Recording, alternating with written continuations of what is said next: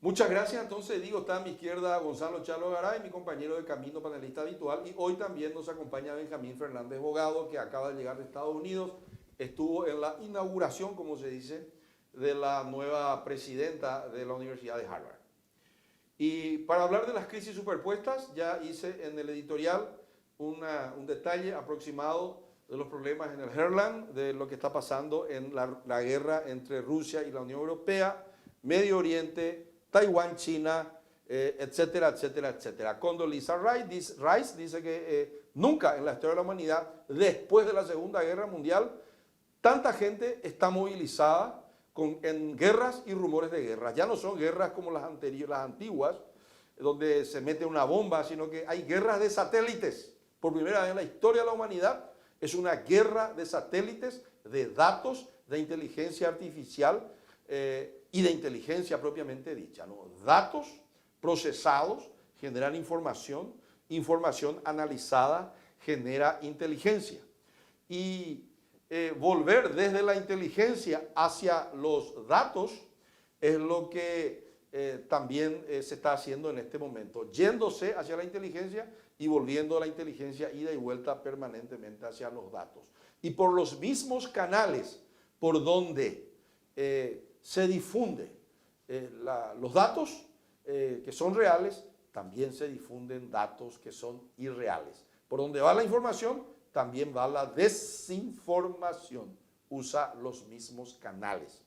En Paraguay, primero, para entrar en calor, estaba por leer cuáles son las 15 bombas. Había escrito yo un artículo que salió en última hora y también en 5 días, que le esperaban al presidente que fuera electo, quien quiera fuera. Y voy a tirar rápidamente cuáles son.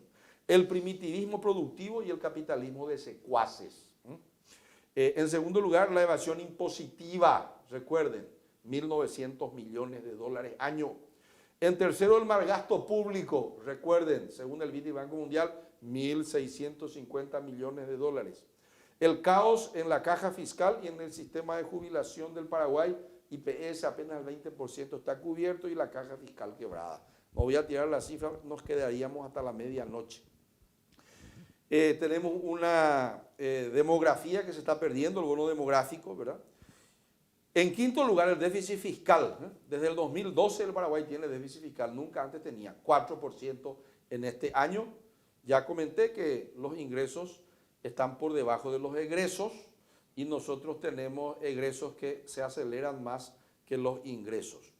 No hay contrato social en el Paraguay, nadie quiere pagar impuestos, está roto, no hay contractualista social, vio John Locke y eso no existe en el Paraguay. Nadie confía en nadie. Charlo después nos va a profundizar eso. La deuda pública ya está en el 36% del PIB. La economía subterránea, 21,2 mil millones de dólares, según Mentu, consultora y Prodesarrollo, Seba Hacha y Hugo Roy. El empleo informal, 1.900 millones de dólares, 67% de la mano de obra paraguaya esclava, sin salario mínimo y sin IPS. El déficit infraestructural en agua y saneamiento, este es un tema de Chalo, 14% nomás está cubierto por cloaca los hogares paraguayos. Y todos consumimos agua contaminada, yo en primer lugar y todos ustedes en segundo lugar. Según un director del Banco Mundial, los paraguayos morimos 10 años antes de lo que deberíamos por consumir agua contaminada. Hoy he visto que el EDOPC lanzó ahí un programa de agua. El déficit infraestructural en energía, hoy estuvimos sufriendo las fábricas de mis parientes en Luque justo y en San Lorenzo sin energía eléctrica. Los generadores a toda bala y perdiéndose insumos por el corte brusco de la energía. Déficit en educación, nos va a hablar Benjamín hoy, ¿verdad? Se necesitan más de 1.200 millones de dólares, 9% nomás de la escolaridad promedio en Paraguay para hacer mínimamente que la gente entienda lo que lee, 12 años. Hay que tener de escolaridad y nosotros tenemos 9 y subimos un año a cada 10 años, dentro de 30 años yo ya no voy a estar más acaso de la tierra. Yo les cuento que vamos a llegar a los 12 años. El déficit en salud, no quiero ni hablar. Hoy nos avisa la ministra que vamos a morirnos. A partir de noviembre comienzan las muertes por dengue en el Paraguay. Nos avisó, por lo menos nos avisó. Dice que va a ser dengue grave. No es hemorrágico, pero grave. En cantidades, vamos a morirnos en cantidades. El déficit habitacional, Charlo tiene que hablar de eso. 1 millón de unidades habitacionales faltan. En infraestructura vial también falta ruta. y la desigualdad, etcétera, etcétera, etcétera. Y con esta introducción le saludo a Chalo y le saludo a Benjamín y le pregunto a Benjamín, como una vez a él le preguntó un extranjero y le dijo, va en la PUCA PE paraguayo. Bien, buenas noches para ti, Víctor, y también para Chalo. Yo creo que la introducción tuya es una entrada al infierno de la depresión paraguaya. Y fue 48 grados hoy. Porque sí, el Araquí. y acá realmente después de escucharnos tenemos salida. Nos pueden dar por cualquier lado, ¿eh? No hay ninguna alternativa. Yo voy a tratar de ser un tanto optimista con respecto a eso, ¿no? Yo vine tan contento. No. La tarea depresiva de Víctor fue Y por eso se llama crisis superpuesta. Sí, demasiado. 17 crisis tiraste encima. Sí. Hay que Pero ver ¿es bola o es cierto? es mayor que la cantidad de bombas que el ejército israelí Está está tirando tirando sobre Gaza. Y creo que en realidad uno de los temas allí que es transversal a todos ¿Cuál es? es que es la pobreza de la comprensión de la gravedad de estos problemas. Lo peor es que la gente no comprende lo grave que es tomar, por ejemplo, agua no tratada en el Chaco. Y que haya toda una generación que esté consumiendo esto desde hace tanto tiempo y que el Estado, en vez de favorecer para que eso se resuelva, nos dice que el acueducto está mal hecho y que ya se invirtieron más de 140 millones de dólares y hay que meterle otro igual para que funcione como tal para un sector del Chaco. La incomprensión de la gravedad de los problemas por los propios connacionales y mucho más por el gobierno que solo piensa en sí mismo, en la conveniencia que significa el manejo y el ejercicio del poder, nos lleva a una base germinal de esta cuestión que es ñande tabí, ñande paraguayo. Pero somos ignorantes en el sentido de que no queremos incluso reconocer de qué manera nos golpean estas cuestiones. En la salud, en las oportunidades. Imagínense ustedes que hoy un grupo de seccionaleros de Estados Unidos, que ya fueron porque no tenían opciones económicas en el país, hacen una carta donde repiten 7 veces líder, defendiendo a Horacio Cartes del acoso que ha recibido de parte de la justicia colombiana, que también creen que este Estados Unidos es el que se encuentra por detrás. Ellos viven en Estados Unidos, pero sin embargo fustigan al gobierno que los recibió por estar persiguiendo al líder del partido, que es justamente el que hizo que tuvieran que marcharse del Paraguay a vivir a como sea. Y al día siguiente aparece una nota de agradecimiento de la esposa del presidente de seccional porque se hizo una apoyada para permitirle su tratamiento del cáncer en los Estados Unidos, que arrojó la friolera suma de $1.200. Entonces yo creo que la incomprensión de la gravedad de estas cosas, adentro y afuera, de paraguayos que no comprenden,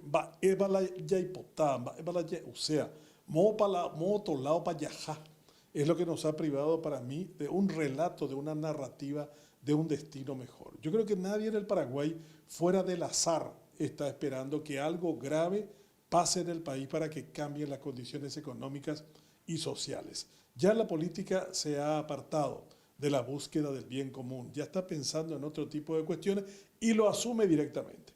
Entre aquellos que dicen nosotros vinimos acá para robar y aquellos que vienen para divertirse como Chaqueñito y otros más, ahí se debate la gran política nacional. Y en el medio hay una senadora que se encarga de hormonizar cada vez que toca la oportunidad de debatir algo, con lo que se pierde aproximadamente 1/3 del debate en la Cámara Alta. En definitiva, estamos mal porque no tenemos conciencia de lo que significa estar bien. Chalo. Bien, buenas noches. En primer lugar, un gusto estar nuevamente aquí. Un gusto, Benjamín. Aparte del Ikebana, al cual me ha inspirado, yo relaciono lo que dice Benjamín con algo que vos mencionaste, capital social. ¿Por qué sucede lo que dice Benjamín, que es cierto, ¿no? Absolutamente. ¿Por qué sucede eso?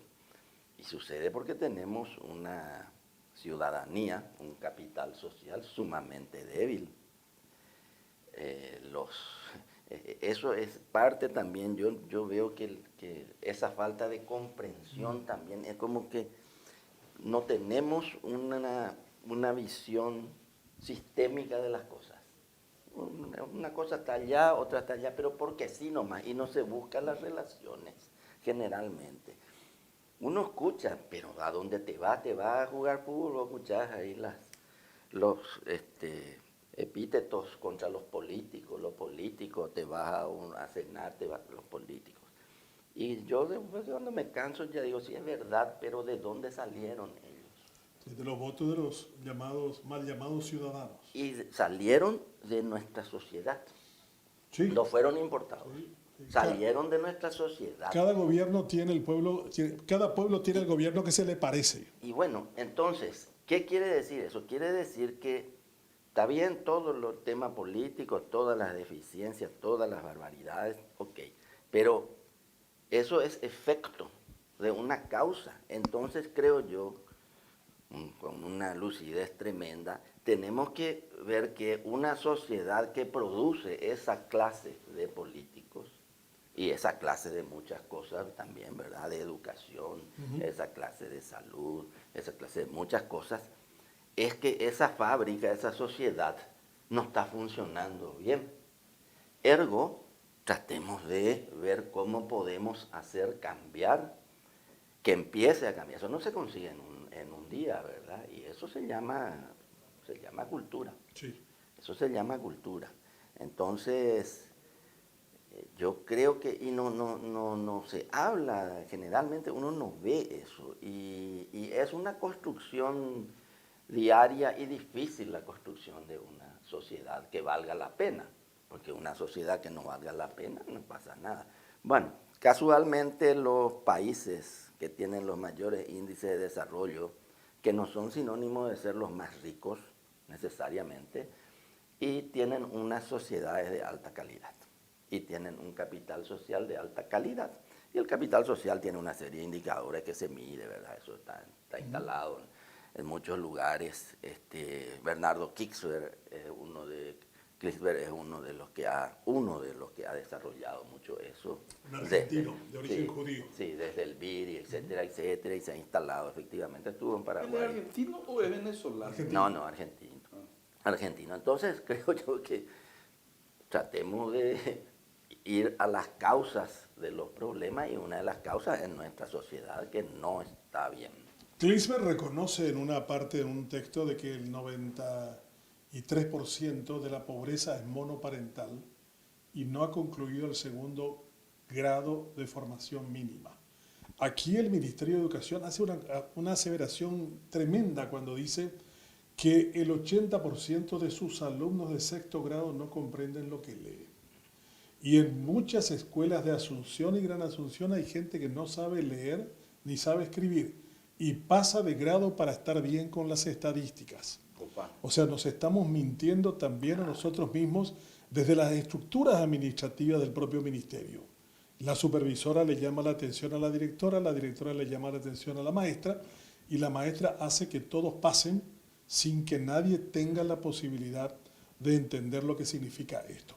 Estoy yendo a las elecciones de Argentina el próximo sábado, y uno de los que graficó de mejor manera la decadencia argentina fue Discépolo con el tango Cambalache. Y el Cambalache fue escrito en 1933. Algunos afirman que la decadencia argentina se inicia con el golpe de Estado a Irigoyen en 1930. O sea, tiene de decadencia la Argentina una buena cantidad de 93 años. Pero todos afirman que se empieza allí. Y cuando afirman no hay escalafón, no hay aplazados ni escalafón, dice el tango. Y si uno mira la realidad de Paraguay de hoy, es exactamente la misma. No hay aplazados porque todos tienen que pasar para estar bien con las estadísticas, ni tampoco escalafón. No el mejor alcanza un grado determinado. Al contrario, cuando se hace un concurso que la Facultad de Ingeniería dice que se hizo de forma correcta, dice no, los 185 afuera, porque no fueron elegidos por nosotros. Dice Itaipú, ¿no? Entonces ahora lo que vamos a ver probablemente es que le hagan un juicio a Itaipú, que van a terminar convenciéndolo de que han violado una norma laboral, van a tener que admitirlo a los 180 porque 5 son embarazadas y no han sido sacadas, por lo tanto, y vamos a tener que ver que Itaipú tenga que pagar una gran cantidad de plata en salarios caídos a todos aquellos que habían apartado. Y eso también nos demuestra algo que para mí me parece importante. Tenemos gobiernos irresponsables con sus malas acciones. Nadie paga por el trabajo mal hecho en este país. O sea, los encargados del Metrobús tendrían que estar presos. Los encargados del acueducto tendrían que estar presos.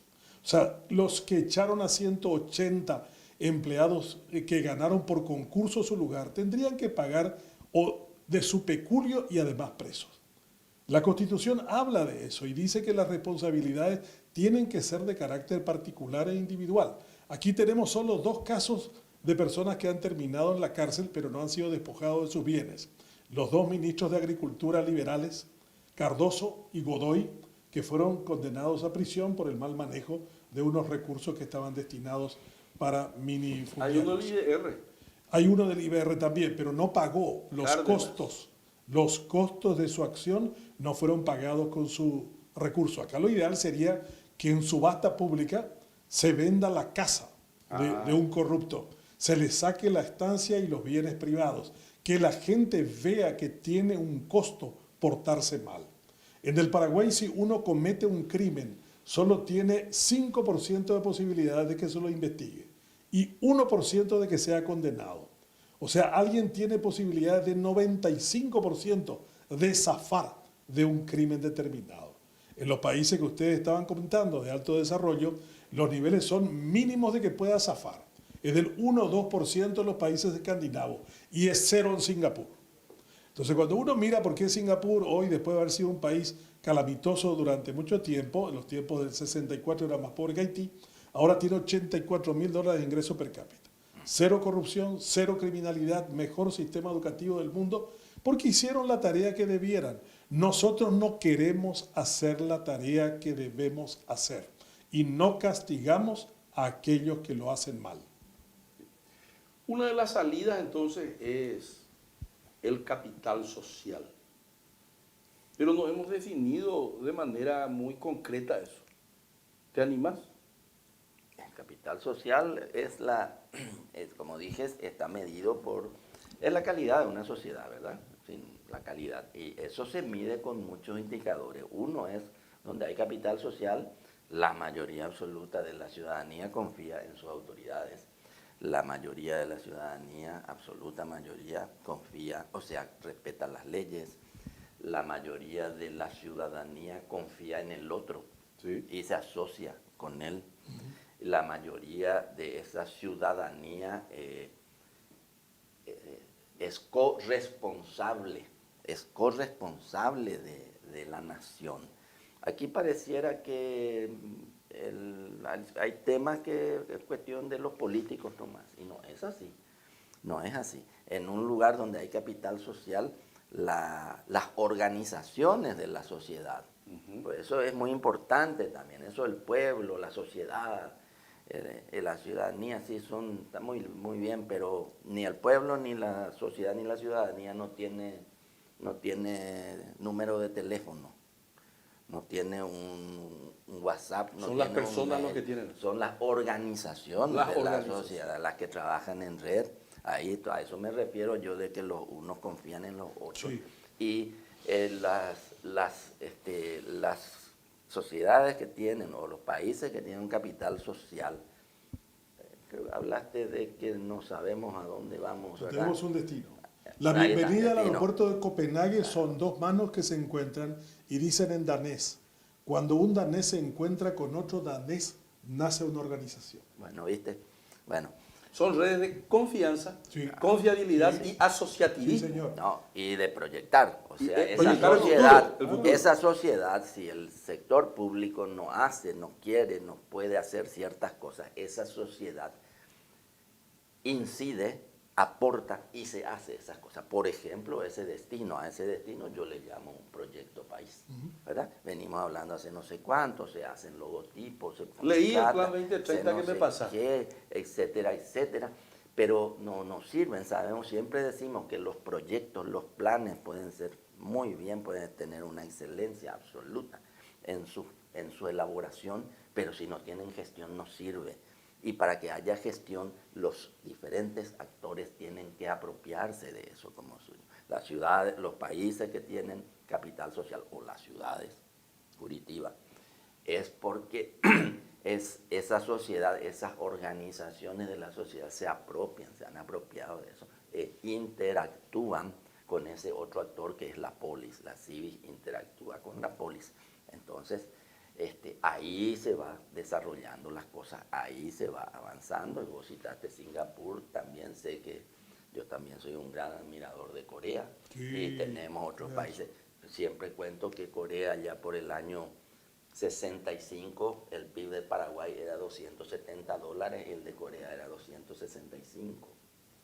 Hoy es la 10ª potencia económica del ¿Dónde mundo. están? Y entonces quiere decir, bien, sí. Sí, yo creo que sí. quiere decir que algo hicieron bien Sí, ellos, claro. y algo nos hicimos tan bien nosotros. Ahora, Entonces hay que mirar un Hay que poquito mirar. eso. Ahora, si miramos la historia, Benjamín, ¿por qué nosotros tenemos el 91% de los paraguayos, según Latino Barómetro, no confía en nuestro paraguayo?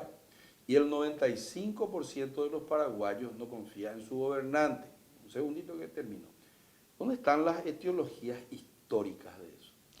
Bueno, hay una imagen que yo siempre recuerdo. Habré tenido como 14 años y estaba parado con un amigo en la esquina de Teniente Fariña y 22 de septiembre, bajo un alumbrado, Cerca de tu casa. casi frente a mi casa. Y yo le pregunto a mi amigo en torno a una muchacha que nos interesaba a los dos, hasta que viene una patrullera policial. Y me dice, ¿qué están haciendo? Conversando, digo yo, dispérsense. Fue la orden. O sea, toda presencia de a dos a las 10 de la noche bajo un alumbrado se convertía en un hecho sospechoso. Y por lo tanto había que dispersarlo. Conspiración. Somos una sociedad dispersa. Cuesta muchísimo aquí hacer cosas elementales de otros países. Una vez le pregunté a Rafael Paeta, de los indianos, ¿por qué los paraguayos no podemos hacer 3 voces? ¿Por qué no hay tríos en Paraguay? ¿Por qué no hay cuarteto en Paraguay? ¿Por qué no hay coros en Paraguay? Y me dice, yo he visto, después de vivir mucho tiempo entre ustedes, que ustedes son buenos en solistas y más o menos son buenos en dúo. Pero la tercera voz ya no entra. Canta más rápido, el otro tiene que cantar más suave, no entra cuando tiene que entrar y son un desastre en coro. No hay un solo coro en el Paraguay que suene bien. El coro en términos musicales es lo que dividiríamos en términos sociales el hecho de respetarse mutuamente en torno a qué volumen tiene que hacerlo, en qué momento, con qué gravedad, con qué forma aguda. Los pueblos que tienen buenos coros son los pueblos más desarrollados del mundo. Y los pueblos que no tienen coro ni pueden desarrollar trío, les va muy mal como el nuestro. Estaba escribiendo un artículo donde te plagié y no te cité, pero ahora te pido disculpas y voy a hacer... No. ¿Viste que, Bueno. cuando vos... Regálale una botella de whisky. Te invito a tomar una cerveza. Para indemnizar. Luego mi amiga. Che, Exacto. ¿viste Benjamín? Ese que si vos haces es benchmarking Sí, y si otro hace es plagio. sí, famoso. Famoso. Bueno, y escribí en el artículo que los paraguayos somos como los puercoespines, no confiamos, nos acercamos, pero no mucho. Acá no hay emisión de capital en la bolsa, solo deuda. O sea, nadie emite acciones para que otro sea su socio en una empresa. Desconfiamos todos uno de otro. Tampoco hay mercado secundario. Estoy ya mirando por todos los lados. Y estaba pensando que vos solés decir, y si alguien triunfa, igual que no si triunfó trampeando, está relativamente bien, es de lo nuestro. Sí. Pero si triunfó no trampeando, Es sospechoso. sospechoso ese tipo, Sí, sí. a no ser que tenga cáncer. Sí. ¿Cómo era? Ese te No, copié esa se parte. tolera a los paraguayos con éxito solo si se está seguro que tiene cáncer. Dice, qué exitoso de fulano de tal, pero ¿sabéis lo que le pasa? Tienes cáncer.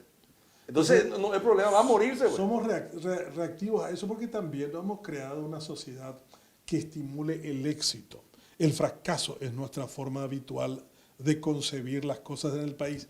Yo siempre recuerdo cuando Vos, jugué- por ejemplo, no estudiaste en Harvard para los perros. no importa Y eso. a mí, hasta yo ligo, te cuento ya. Cuando jugaba al fútbol en la esquina de una casa en Cacupé, la pelota se iba a la casa del vecino. Y cuando uno de los nuestros trataba de pasar el muro, todos a coro decían, para que se caiga. para que fracase. Entonces yo le digo, sí, pero qué pelotudos son. A nosotros nos conviene que él vaya, pase el muro Y seguimos el juego. Yo voy a ir a ayudarlo que se suba sobre mi No, te hombro. decía. No. Sí, Que fracase. que fracase es lo que nos gustaría, dice. No que retorne la pelota y continúe el juego. Y eso pasa entre nosotros. Pasa, en todas las Sí, profesiones. El disfrute es el fracaso, no, Sí, no es el éxito. Sí. Y si tenés éxito en algo... Sos sospechoso de algo. Y si tus ideas son buenas, entonces en lo personal te ataca el tipo. Sí, pero Yo, por ejemplo, nunca hice nada en mi vida, nunca trabajé, hablo todo de balde. Oye, para ahí metimos- Oye, para ahí, vea, dice. Sí. Y a veces le tengo que decir, yo no sé manejar camión, no sé 13 marcha atrás al mercado de abasto, nunca hice, yo ya hice. El Charlo habla todo de balde también, pero él no cuenta, él hizo la costanera, él se agarró, se le plantó a unos tipos y le dijo, oye, ya pon a coa. Sí. Y ahora, hoy me dijo, che, Víctor, vamos a mostrar un trabajo que nosotros hicimos. 105 millones de dólares, no hicimos nosotros, pero coordinamos algo que va a venir ahora para el gobierno paraguayo. Sí. Ahora pregunto, a nivel también de las ideas se da eso, ¿verdad? Claro, Si uno tiene una claro. idea innovadora, sospechosa, ¿no? Claro. No puede ser paraguayo. Claro, el ambiente nuestro no es fértil en ese tipo de recepción. No somos refractarios a las ideas, a lo que viene de afuera. Siempre decimos, no, eso funcionó allá, no va a funcionar acá.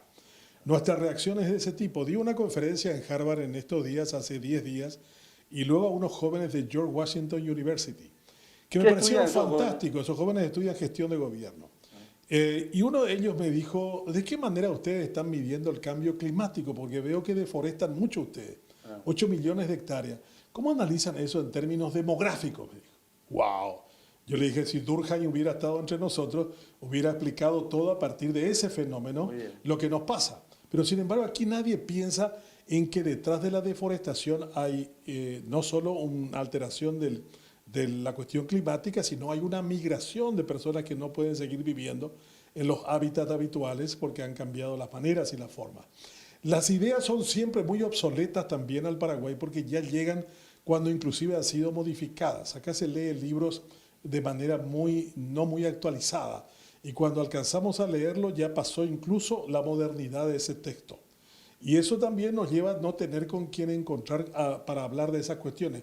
Lo más dramático del Paraguay no es leer un libro, sino encontrar a alguien con quien comentar el libro. Porque no conoce al autor, no conoce las ideas, no conoce qué existe detrás de lo mismo. Somos una sociedad, por supuesto, que estamos viviendo muchas veces en un hoyo que nos cuesta salir y damos vuelta alrededor del mismo, repitiéndonos en los mismos errores y creyendo encontrar la felicidad en cosas absolutamente absurdas. Somos en ese tipo, yo estoy de acuerdo con tu expresión repetida, bastante dolorosa para mí escucharlo, que somos una sociedad primitiva. Pero es la verdad, tenemos relaciones muy primitivas, basadas en afectos muy primitivos, en complicidades muy primitivas, y tenemos mucho temor a reconocer en el otro su verdad y con esa verdad suya crecer con la nuestra. Ahora, la educación, que es importante, pero lo que hay que transformar es la cultura, la forma de hacer, sentir y pensar, ya la cultura. Y la educación, bueno, importante, verás, se te transmiten conocimientos, investigás, etcétera, etcétera, haces extensión universitaria, la reforma de Córdoba, ya estoy hablando a nivel universitario, pero más abajo, me estabas diciendo la otra vez, Benjamín, que los padres paraguayos están contentos con que su hijo no tenga comprensión lectora y ahora en vez de mejorar Baldor, Shakespeare y Warren Buffett, inversión, hablar inglés, manejar las matemáticas, viene una guerra santa. ¿Cómo es ese tema de la guerra santa? No, eso es una tontería que en el Paraguay está perdiendo su tiempo, así como la hormonización del Senado en esos debates absolutamente bizantinos e irrelevantes. Aquí estamos colocando eso como si fuera parte de un debate que tendríamos que plantearlo cuando lo que nuestro problema grave es no saber leer ni saber escribir. Ese es nuestro problema fundamental, no la otra cuestión acerca de si van a terminar volviendo homosexuales a nuestros niños por parte de una conspiración que viene de algún lugar ignoto con unos personajes singulares. Ese no es el tema central del problema educativo paraguayo y en eso no estamos trabajando los paraguayos. Estamos perdiendo el tiempo como en Bizancio, en cuestiones irrelevantes, intrascendentes, que pueden terminar con nosotros como país. Y la cuestión educativa es la base de la cultura, Víctor.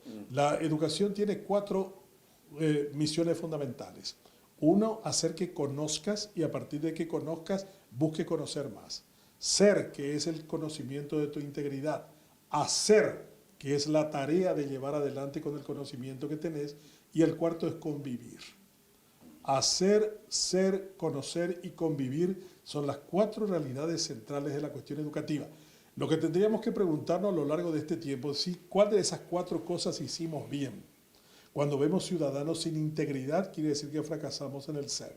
Cuando dijimos de que vamos a conocer más en función de lo que aprendemos, nos damos cuenta de que solo el 5% de los que iniciaron el kinder van a la universidad. Y de ese 5% solo se gradúa el 10%.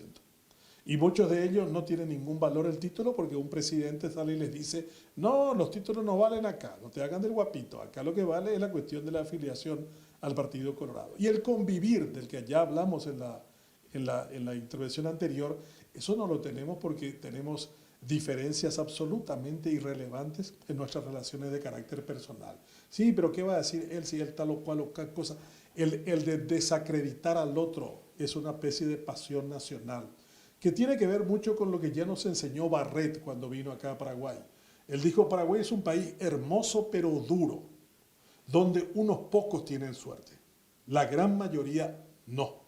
Y un país que heredó de España 2 de sus peores defectos, la envidia y la inveterada tradición de expulsar a sus mejores hijos. Y yo creo que Barret en 1904 describió el Paraguay que sigue siendo tan vigente y tan actual entre nosotros más de 100 años después.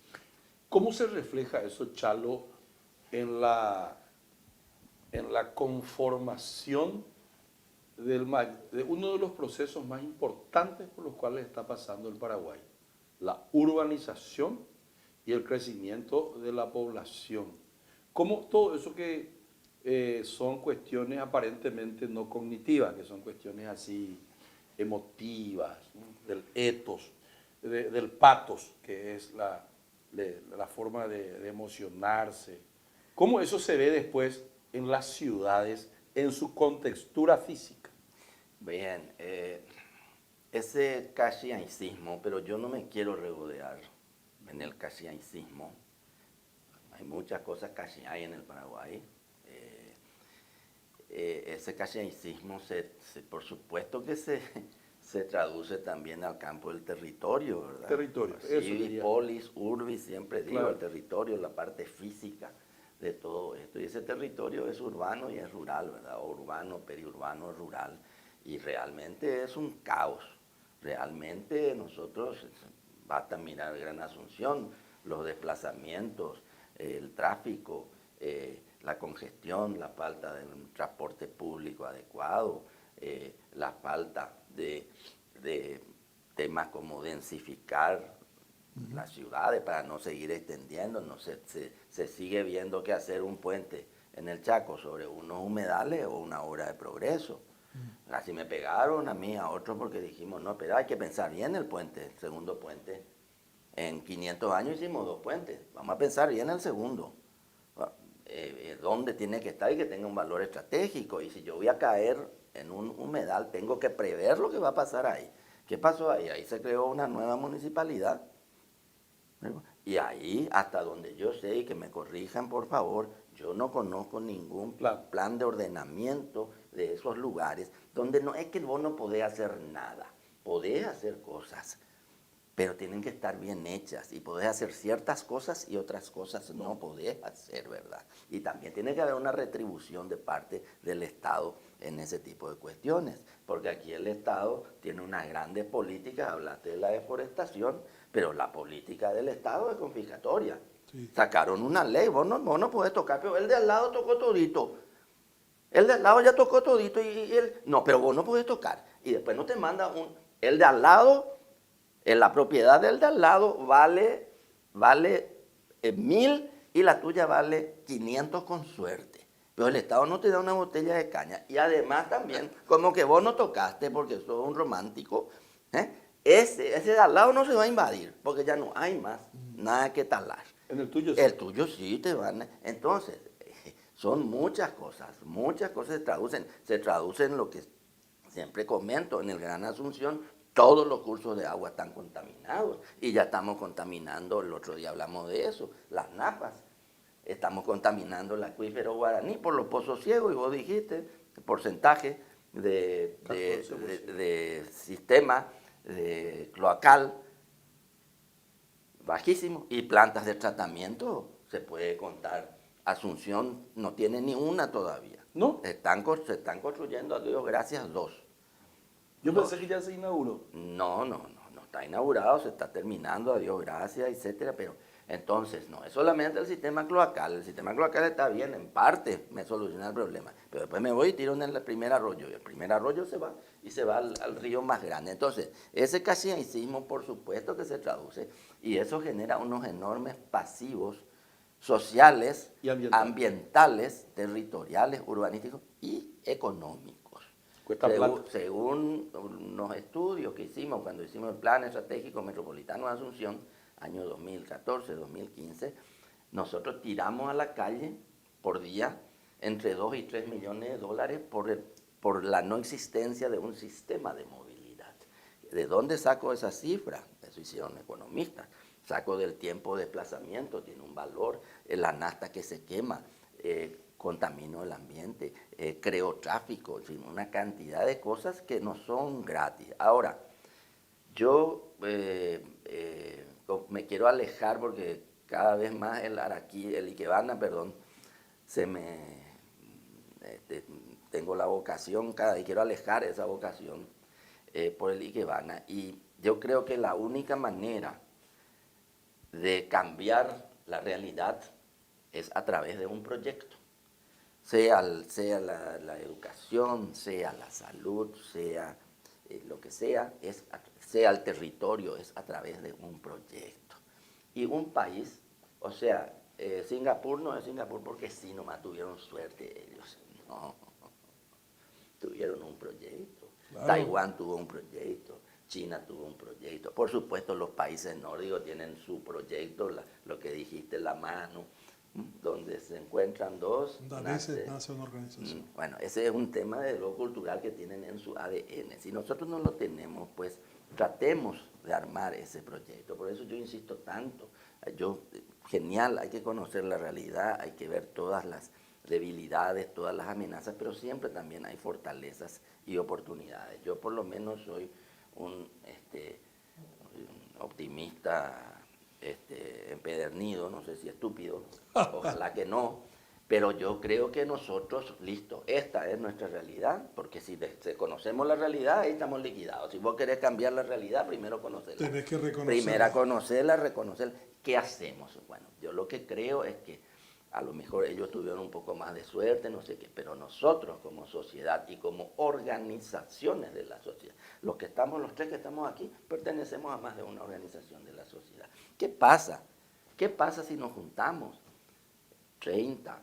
Ya lo hicimos para algunos temas específicos, ¿eh? La franja costera que se comenzó, se hizo lo que se hizo, no está como tiene que estar, ni mucho, pero se empezó porque la sociedad, nosotros conseguimos organizarle a las organizaciones de la sociedad y se creó una red que es la que resucitó eso y la que dijo al sector público, la civil, le dijo a la policía, le llevó un libro, tal libro.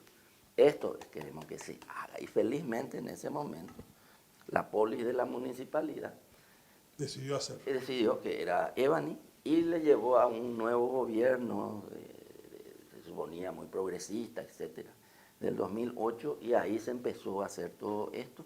Y bueno, hay que corregir. Fue Franco, ¿eh? Hay que corregir todo eso, hay que ir para adelante.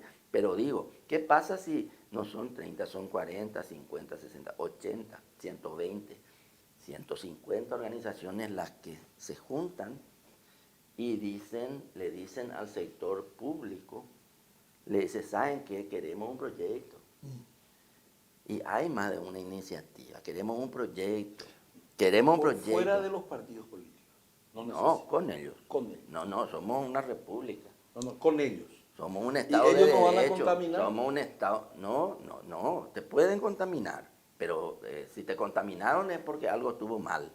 Pero iniciar ese proceso de participación, acuerdos, compromiso. Tenemos 180 problemas para el Ikebana, 300 también.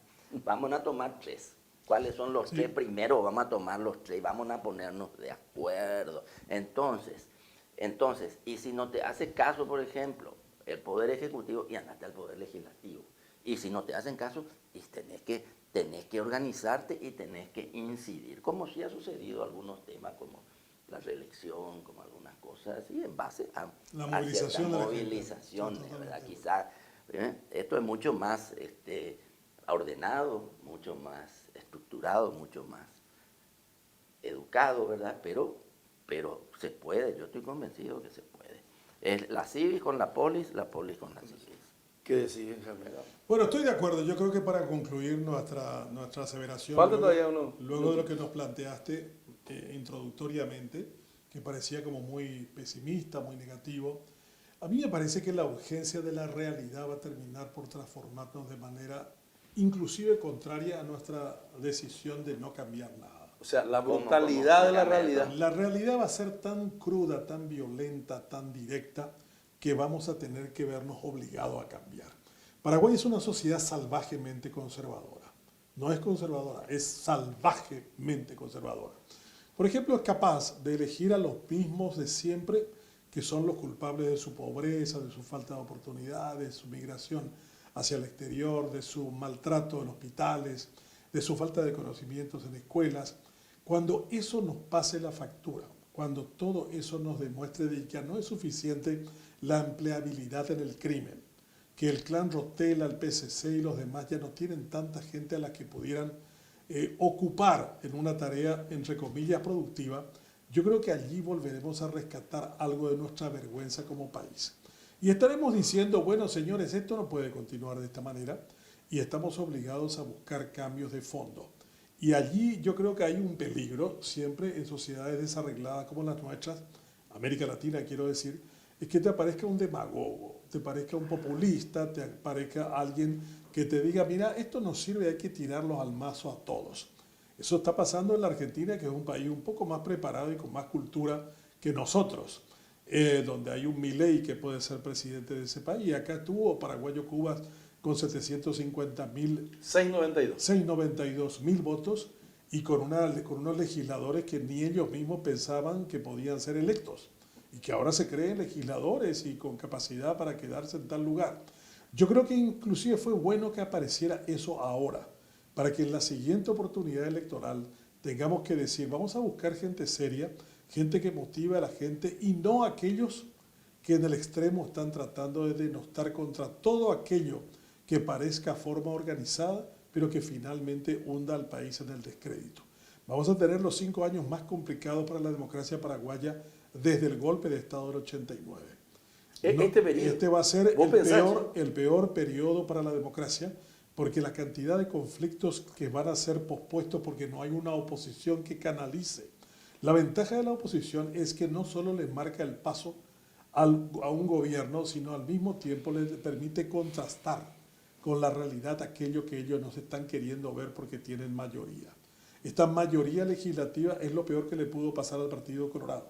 Van a pelearse y van a contradecirse entre ellos de manera tan gravosa sin tener ningún árbitro opositor que pueda surgir como alternativa. Y esto puede terminar en una implosión con graves costos para el país en términos de gobernabilidad y de democracia. Decía Gonzalo Quintana que si vos le preguntás a él, ¿cuál es el peor presidente de Paraguay? Ustedes saben que él respondía. ¿El actual seguro? No. No. El próximo. Sí, también. Él decía, acordate de mí que el próximo va a ser el peor, decía. Yo estoy seguro que si ahora se paga una encuesta a 60 días del gobierno de Peña, Peña debe tener un índice de popularidad menor del 30%. ¿En serio? Sí, señor. ¿Qué decís, Charlo? No sé. La verdad que yo no sé. Pero también nosotros, yo le aprecio mucho a Gonzalo Quintana, pero nosotros siempre de ese tipo de cosas como que estamos ya destinados, ¿verdad? Sí, ya estamos destinados a que el próximo sea peor. peor. Yo no quiero. Con Y lo eso cual- va instalando con el chiste. Con lo cual se mantiene el mismo partido del Claro, gobierno. Yo no Claro. quiero, no, yo no Eso quiero es que el próximo sea votando peor. por el status quo. Yo no quiero que el próximo Sí, sea sí, peor. Yo lo que digo es lo que sostengo. Que tiene que haber eso que vos estás diciendo tiene que darse. Para mí, esa reacción no da más.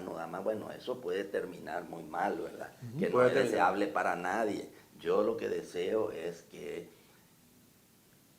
la sociedad acuerde con el sector político, las organizaciones de la sociedad, que acordemos una hoja de ruta y que comencemos por 3 puntos, 5 puntos, ¿verdad? Y entonces eso va generando una manera, una cultura, una confianza y algunos éxitos que nos permiten pasar a los siguientes 5 y etcétera, etcétera. Eso es lo que a mí me enseñaron y eso es lo que yo he visto y eso no sale solo, no es de generación espontánea, eso no sale solo. Claro, claro. Nos falta a nosotros creer de que hay una genética evolutiva positiva de la sociedad.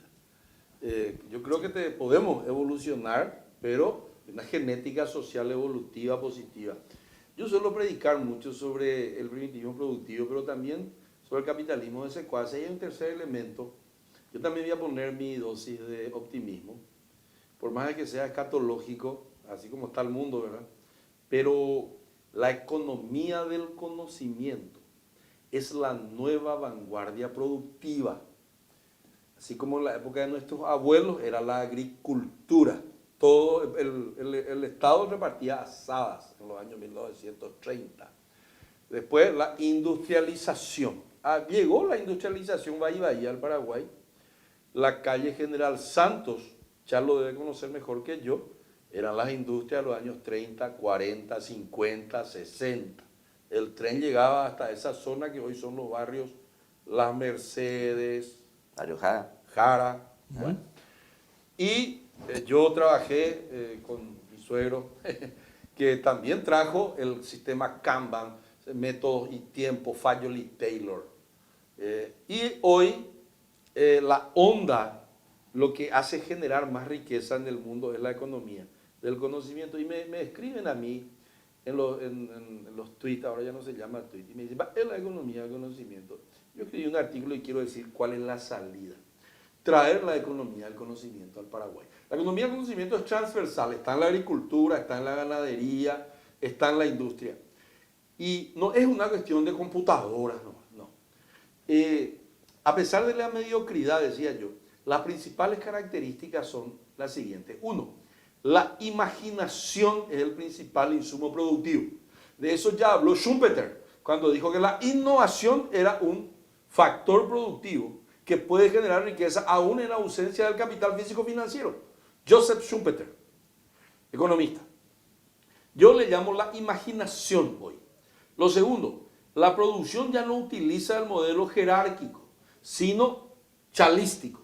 Redes de confianza, confiabilidad y asociativismo, capital social. Vos ves hoy empresas fintech, empresas de medios, empresas de la economía naranja, donde no es que hay mucho un jefe, son startups, donde está más achatada el organigrama. Por eso es que tienen que confiar los unos a los otros. Tercero, ¿por qué la imaginación es importante, Benjamín, audiencia y Chalo? Porque está exenta de la ley de los rendimientos decrecientes, que en la economía tradicional, en los otros factores productivos permanece. Si vos adicionás más recursos, ¿verdad? Ese recurso rinde y llega un momento en que se estanca y después deja de tener el rendimiento que tenía al comienzo. Un hombre a las 7 de la mañana tiene un alto rendimiento, un albañil. A las 5 de la tarde, ese mismo albañil o más albañiles que vos vas adicionando, ya no tienen un rendimiento creciente en la misma proporción del primero, del segundo, del tercer albañil. Después está El modelo ANDE, y nada de lo que estoy refiriendo, ¿viste? El modelo ANDE 2 nomás trabajan y 10 miran ahí, ¿verdad? Ese se llama rendimiento decreciente, ¿verdad? O otros están procurando que se caiga, ¿verdad? Como Los de la ESAP, Los de la ESAP. cuando arreglan un caño roto. Claro, uno nomás labura y 10 miran ahí, pero los 10 cobran, ¿eh? Después está que la actividad productiva es la actividad de imaginar. O sea, Benjamín es de la economía del conocimiento, él nomás no sabe que así se llama. Dice, él ahí Benjamín todo el día piensa, escribe y habla, dice. A la pucha, te pagan por eso. Yo quiero hacer eso y hoy es donde más se gana plata en el mundo. Después de Itaipú, ¿verdad? Donde ahí ni imaginar y igual no pagan nada, ¿verdad? Bueno,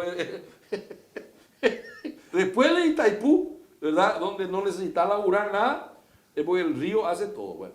Después está libera al hombre, la antimáquina de la máquina. Lo que es repetitivo se convierte en máquina o en algoritmo. Ese es mi resumen, esta es una de mis clases en Curitiba. Después, el hombre solo es libre para imaginar, para crear, para innovar y para buscar nuevos horizontes. El resto está todo ya algoritmizado. Lo que es repetitivo, Charles Chaplin, ¿se acuerdan? Ese. Y ahora vienen los robots. Bueno, entonces, ¿cómo es la educación? Y termino. La capacidad, ¿cómo tiene que ser la escuela del futuro, Benjamín? Algún día Chalo puede ser presidente de la República, vos vicepresidente, yo voy a estar en el sector privado, y vamos a tener que hacer lo siguiente. La escuela tiene que dar capacidad imaginativa de análisis y de síntesis sobre la información muerta, enciclopédica, de esa malla curricular que no se mueve desde 1900N. ¿De igual eso desde cuándo, verdad? Viste que nosotros tenemos esa enciclopedia, yo no soy bachiller humanístico, un montón de cosas estudié, hasta ahora no sé para qué, pero está allí. Luego está, la profundidad es selectiva, teoría de la inteligencia múltiple de Gardner. Si Charlo es bueno en el diseño gráfico, en las matemáticas, en eso nomás le vamos a exigir. No en el fútbol, por ejemplo, que se le exige mucho a Charlo, yo sé que juegan en el Club Centenario, pero pierde los partidos. No hay que exigirle en eso. No hay que exigirle más en eso. Acá todos queremos que seamos buenos en todo, imposible. Yo ni atar mis zapatos los dos al mismo tiempo, bien no puedo. Uno mejor y otro peor, ¿verdad? Porque tenemos capacidades diferentes. Después la educación tiene que ser cooperativa, no la yuxtaposición del autoritarismo, jerarquía e individualismo de la educación actual. Mi hijo estudiando en Curitiba, Benja, y ahí no hay mejor alumno. Acá los perros pagan y eso para ser mejor alumno. Se pelean todos las mamás, se odian todos, porque un hijo es mejor que el otro. Hay que eliminar eso, no hay mejor alumno. Todos son buenos en todo. Lo que no quiere decir que le vamos a vender la nota y eso. No, si uno es bueno y pillamos, el sistema tiene que pillar quién es el bueno y a ese, excelencia, hacer lo máximo. Y termino, la educación tiene que ser dialéctica. Hay que ver todo siempre desde dos o más puntos de vista, antagónicos y contrastantes. Tiene que contrastarse, que es lo que estamos haciendo acá, ¿verdad? Sí. Ahí Charlo, por ejemplo, yo hoy vine pesimista y Charlo Brin me trae el contraste del optimismo. Y vos me traes el contraste también de que hay otros mundos posibles. Entonces, palabras finales, Charlo, palabras finales, Benja. Bueno. Para Mandela, economía del conocimiento, sí. Si yo tuviera la lapicera. Vamos a hablar otro día de la economía del conocimiento porque hay varias... No, yo pues cortito nomás. No, pero hay varias vertientes de eso. ¿Qué es la economía del conocimiento? ¿Inteligencia artificial? No, yo dije no era eso. Por eso hay que, Yo no hablé hay que de aclarar y inteligencia están surgiendo varios pensadores que están pensando muy bien y están escribiendo muy bien. Vamos a hablar de eso otro día. La educación fundamentalmente para mí tiene que ser humanista. Sí, eso. Vos tenés que crear, o no crear, mejor dicho, desarrollar seres humanos, ¿verdad? Porque ¿qué es el conocimiento? Que yo me sepa de memoria todos los códigos del sistema positivo del derecho y qué sé yo. No, la economía, o sea, la educación tiene que fomentar el humanismo y dentro del humanismo están principios, valores, etcétera, claro, que se supone que son convenientes y que son sanos, ¿verdad? Y la educación tiene que enseñar a pensar. Ojo, la educación tiene que enseñar, de la escuela, ya de la primaria, te tienen que enseñar a pensar. No es tirarte conocimiento, o sea, información. Sí, sí. Información no es lo mismo que conocimiento. No es lo mismo. Entonces, no nos olvidemos de esas dos cosas, humanismo y enseñar a pensar. Ok, Benja. Bueno, y por último, yo también estoy de acuerdo que vivimos una época del conocimiento. Alvin Toffler ya dijo hacía 30 años una cosa como esta. La tercera ola se llamaba su libro allá en los 90. Yo tenía cabello. En los 90. Imagínate lo viejo que es. En los 80. 89 creo que es. 85 por ahí. 89 creo que es bueno, imagínate lo viejo que es. Ahora, en la actualidad, dos tercios, 66% de la riqueza del mundo es conocimiento. Los activos de las empresas y todo. 13% es industria y 4% es agricultura. Y nosotros seguimos creyendo que tener una estancia con 50.000 cabezas de ganado o hectáreas de soja te vuelve millonario. Un solo modelo de la Samsung, el Galaxy 10, el año pasado se vendió por valor de 110.000 millones de dólares. El Producto Interno Bruto de Paraguay es 40. O sea, solo un modelo de teléfono de una empresa que vendía charque de pescado hasta el año 1950. Samsung era una vendedora de charque de pescado. Era una empresa de alimentos. Coreana. Samsung significa 3 estrellas. Sam significa 3 y Sum estrellas. Esta empresa coreana hoy te conviene más a vos ser accionista en el 0.01% de esa empresa antes que presumir de tus hectáreas y hectáreas de soja y la cantidad de ganado que tenés. Un contenedor completo de soja a la China vale menos que un chip que está instalado en el Galaxy 10, que cuesta $1.400 el teléfono celular. Entonces, si $500 la tonelada. Si no entendemos ahora, 800. si no entendemos esas cosas, no vamos a cambiar. Pero nosotros nos resistimos a eso. Decimos, no, voy a usar nomás el conocimiento en forma de teléfono celular para el virorey, no para utilizarlo como un valor que agregue capacidades a lo que ya tenés vos como recurso determinado. Y al contrario, hoy esa tecnología del conocimiento, entre comillas, que hubiera sido una plataforma extraordinariamente innovadora para el Paraguay, nos ha hecho perder, por ejemplo, la capacidad de interactuación con el otro, porque redujo nuestra capacidad de verbalización, de conversación, de intercambio. Hoy un joven paraguayo usa 200 palabras de un español de 100.000 términos. Mínimo. 200 palabras usa. O sea, por supuesto, cuando llega el momento de tener que hacer un examen para ingresar a la universidad, el colador más grande de todas nuestras facultades es redacción castellana. Entonces, lo que tendría que haber facilitado algo, sin embargo, nos ha empobrecido notablemente. En el Paraguay se lee 25 páginas de un libro por año, por habitante. ¿El promedio? Sí, 25 páginas. Tenés que levantar vos el promedio, entonces. Yo estoy levantando. La cuestión es fundamental en eso.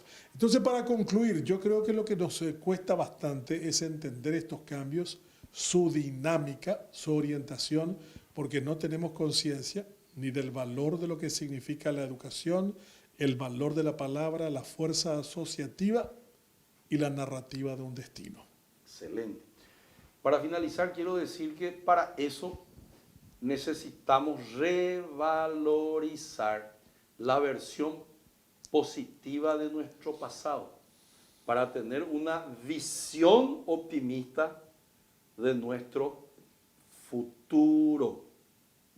Muchísimas gracias, no hagan zapping, que tenemos unos 15 minutos finales sobre lo que el próximo paso. Y ahora, ¿qué es lo que vamos a hacer?